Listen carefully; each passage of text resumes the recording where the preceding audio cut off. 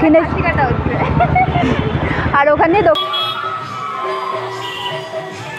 মন্দিরটা এত সুন্দর লাগছে বলে বোঝানো। তোমরা কিভাবে এখানে আসবে সেই সব কিছু আমাদের বলবো। আমার মনে হয় না ভিডিও করতে অ্যালাউ করবে কিনা, পারমিশন জানি না কখন আসবে, অলরেডি সন্ধে হতে চলে।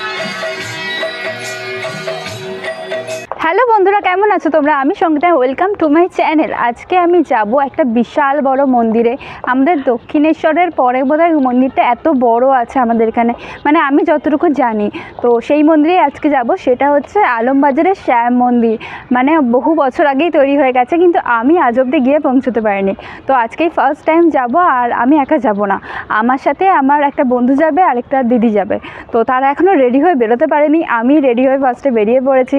আমাদের আসলে শাড়ি পরে যাওয়ার কথা ছিল, কিন্তু লাস্ট মোমেন্টে ওরা বলছে শাড়ি পরে যেতে পারবে না। তো আমি একা শাড়ি পরে গিয়ে কী করবো, সেজন্য আমিও পরতে পারলাম না। যাই হোক, এখন ওদের তাড়াতাড়ি করে রেডি হতে বলতে হবে, কারণ যদি লেট হয়ে যায় তো আরতি হয়তো আমরা দেখতে পারবো না, তোমাদেরও দেখাতে পারবো না কিছু। তো সেই জন্য আগে তাড়াতাড়ি করে ওখানে পৌঁছতে হবে। এখানে এসে জানতে পারলাম যে দিদির যাওয়ার কথা ছিল আমাদের সাথে, সেই দিদিরা যেতে পারবে না, তো আমরা দুজনে মিলেই শুধু যাব। তো আমার বন্ধু এখন রেডি হয়ে চলে এসেছে, আর এখন আমরা যাচ্ছি মেট্রো স্টেশনে যাওয়ার জন্য। ওখান থেকে আর ওখানে দক্ষিণেশ্বর যাওয়ার মেট্রো ধরবো। তো আমরা পৌঁছে গেছি মেট্রো স্টেশনে।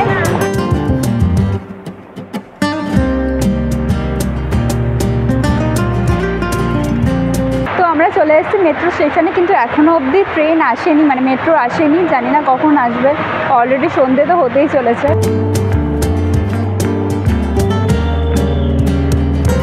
তো আমি চলে এসেছি দক্ষিণেশ্বরে, কিন্তু আমার মনে হয় না ভিডিও করতে অ্যালাউ করবে কিনা, পারমিশন নিতে হবে।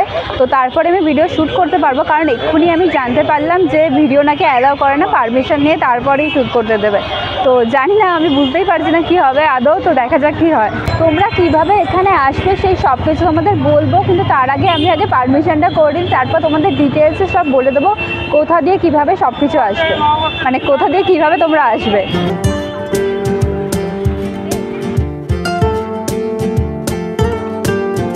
আমরা এখন চলে এসেছি মন্দিরের সামনে, আর মন্দিরটা এত সুন্দর লাগছে বলে বোঝানোর মতো নয়। কিন্তু মন্দিরের ভেতর ঢোকার আগে পারমিশন করতে হবে,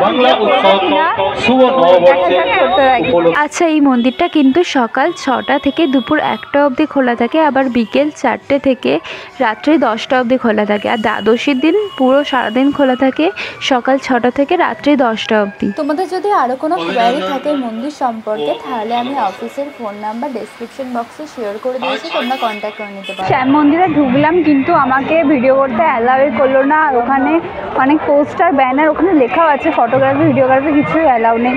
তো আমার মনটা খুবই খারাপ হয়ে গেল সেটা দেখে। তো মন্দিরের ভেতরটা খুবই সুন্দর, খুবই সুন্দর। আর এবার আমি তোমাদের বলে দিচ্ছি তোমরা কীভাবে মন্দিরে পৌঁছতে পারবে।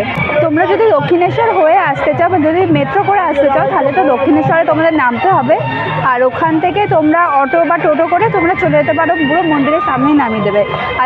আর যদি ট্রেনে করে আসতে চাও শিয়ালদা থেকে, তাহলে তোমাদের নামতে হবে, মানে শিয়ালদা থেকে ডানকুনি লোকাল ধরবে, সেইখান থেকে তোমরা ডিরেক্ট দক্ষিণেশ্বর স্টেশনে নামবে, সেখান থেকে আবার অটো বা টোটো করে তোমরা যেতে পারবে। আর যদি বেলঘরিয়া থেকে আসতে চাও, তো বেলঘরিয়া থেকে তোমাদের আবার ডানলপই আসতে হবে, ডানলপ থেকে মেট্রো করে দক্ষিণেশ্বর।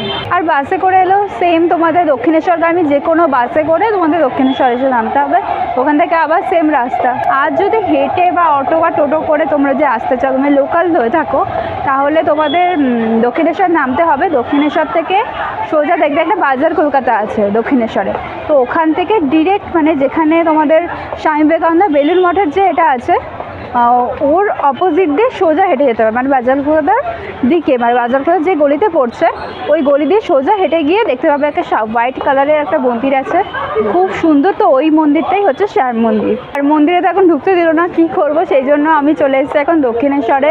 এখন স্কাই ওয়াকের ওপর দিয়ে হাঁটছি। মন্দিরে হয়তো দর্শন করতে পারবো না, কারণ অনেক রাত্রি হয়ে গেছে, প্রায় 7:30 বাজতে যায়। তো মনে হয় না দেখতে পাবো ঠাকুরকে, দেখা যাক, যদি দেখতে পাই ঠাকুর চালে তো এমনি দেখতে পাবো। আর এমনিতে গঙ্গার ঘাটে যাবো, যদি গঙ্গার ঘাট খোলা থাকে তো, আর নইলে বাইরেটা বসবো, আর কী করবো। আর তোমাদের এটাও দেখাবো যে দক্ষিণেশ্বর মন্দিরে পয়লা বৈশাখে কী পরিমাণ ভিড় হয়েছে, মানে আমি এখানেই দেখতে পাচ্ছি, না নিচটা বিশাল লোক, বিশাল। তো মন্দিরের ভেতরে কত লোক আছে দেখা যাক।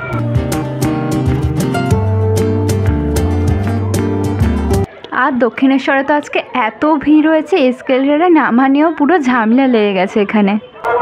তো আমি এখন চলে এসেছি দক্ষিণেশ্বর মন্দিরে, আর এই মাত্র গেট দিয়ে ভেতরে ঢুকলাম। আর এখন তো ইচ্ছা আছে মাকে দর্শন করার, এখনও দেখছি মন্দির খোলা আছে। তো এখন আগে যাব, জুতো আর ফোন ক্যামেরা সব কিছু জমা রাখবো, দিয়ে ঠাকুরের দর্শন করতে যাবো। কারণ পয়লা বৈশাখের দিন ঠাকুরকে দর্শন না করলে কীভাবে শুরু হতে পারে।